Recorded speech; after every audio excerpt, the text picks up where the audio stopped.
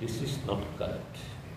SP মহোদয় নিশ্চয়ই খেয়াল রাখবেন এবং এইভাবে এরকম একটা মুহূর্তে যখন আমাদের প্রত্যেকেরই সংযত থাকা দরকার, ঐক্যবদ্ধ থাকা দরকার একটা জাতি হিসাবে,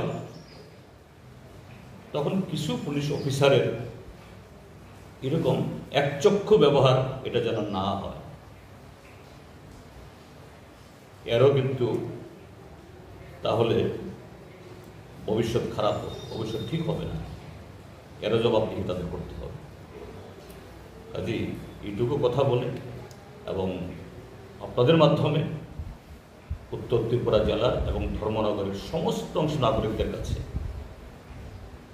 আমাদের পার্টির তরফ থেকে, ব্যক্তিগত আমার তরফ থেকে শান্তি বজায় রাখা, এই সময়তে অন্তত ফেসবুকে কমেন্ট করার আপনার অধিকার থাকলেও এসব নিয়ে ঘাটাঘাটি না করে পরিস্থিতিতে ঘোলাটে না হয়, কেউ যাতে সুযোগ না নিতে পারে,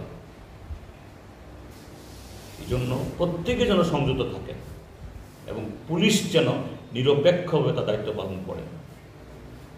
শুধু এসপি নন, ডিএম সাহেবও।